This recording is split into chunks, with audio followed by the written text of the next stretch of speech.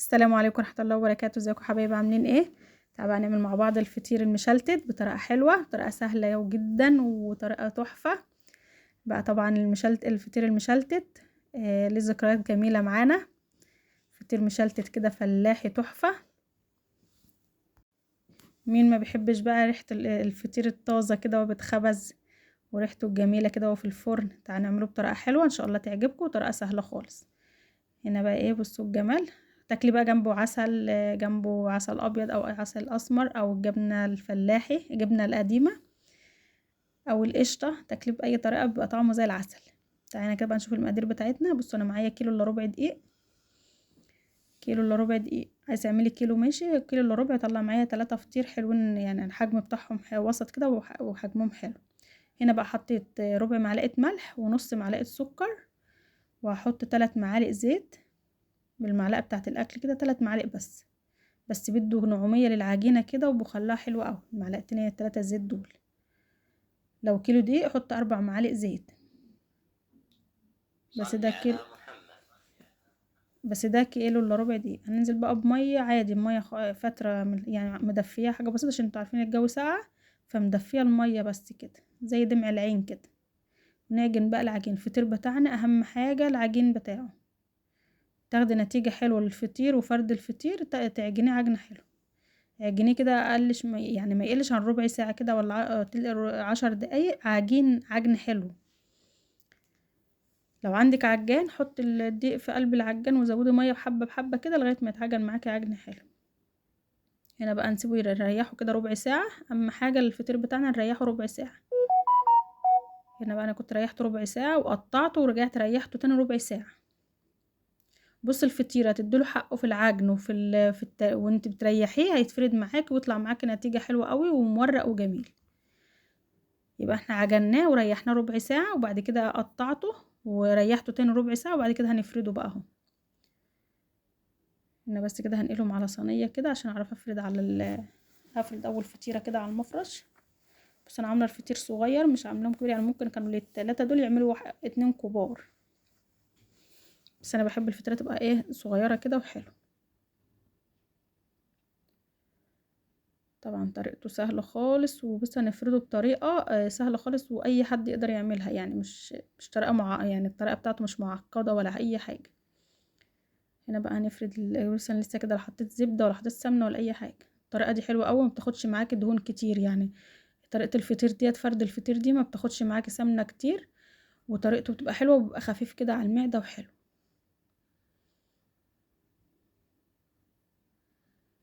استنى بقى اللي انتوا تجربوا الفطير كده وتكتبوا لي بقى تقولوا ايه رايكم فيه. هنا بقى نفرد الفطير بتاعنا. بصي افردي ورققي على قد ما تقدري، يعني رققي الفطيره خليها رقيقه خالص كده على قد ما تقدري بالعجله كده او بالنشابه بتاعتك، وافردي.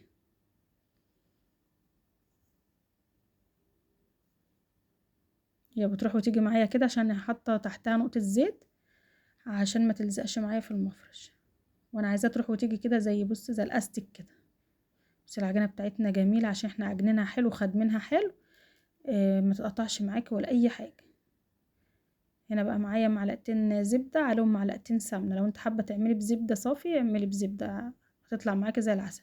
حابه تحطي سمنه وعليها زيت هتطلع برضو معاكي زي العسل. بس انا حطيت زبده فرن او اي نوع زبده يعني، وحطيت معلقتين سمنه. الطريقه دي زي ما قلت لك بتاخد اقل زبده او اقل سمنه بتطلع، وبتاخد يعني بتاخدش سمنه كتير ولا زبده كتير. اقل ماده دهنيه بتكفيها وبتطلع حلوه قوي، وبرده بتطلع مورقه وجميله. هنا بقى كده نفرد الزبده بتاعتنا. بس اهم حاجه غطي كل العجين بالزبده.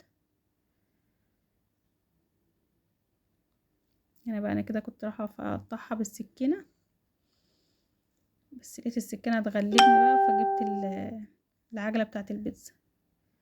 تقطع معاكي بسرعه كده وما بتاخدش اي وقت. لو السكينه بتاعتك حاميه هتقطعي برضو بالسكينه، لو ما عندكش العجله بتاع البيتزا ديت او سكينه البيتزا هتقطع معاكي برضو السكينه وتبقى زي العسل.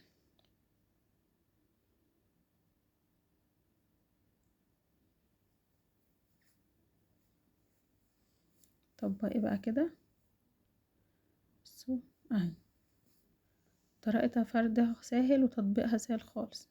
افردي الحتة العجين كده، افردي بص اهي، بتبقى بقى طبقات طبقات كده وبتبقى مورقة وجميلة.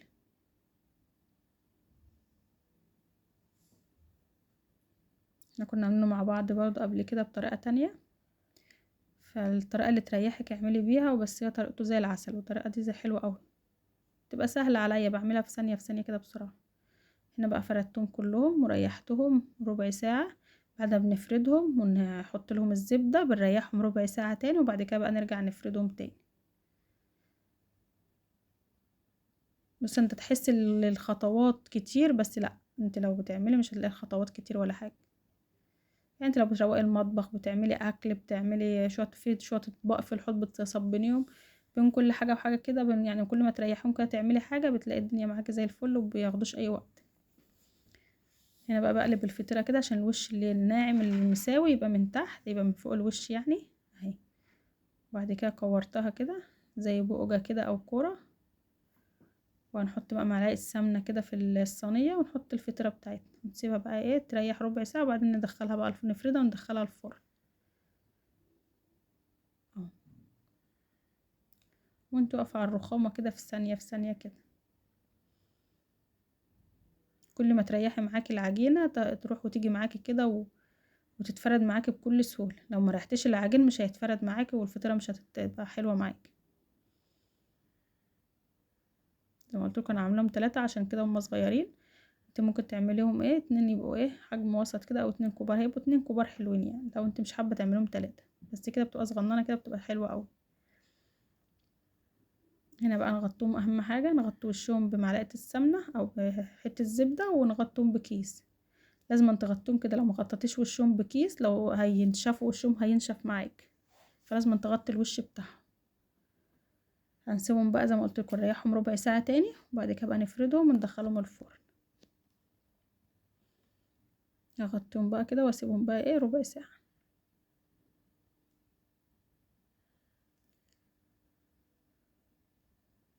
متنسوش تصلوا على النبي وتحطوا لايك بقى على الفيديو الجميل ده. هنا بقى كنت ريحتهم ربع ساعة، ولعت الفرن على درجة حرارة 200. لو عندك بولع الشواية والفرن ولعيه فوق وتحت ومروحة. لو ما عندكش فوق وتحت هتولعي فرن اللي من تحت الاول على درجة حرارة 200.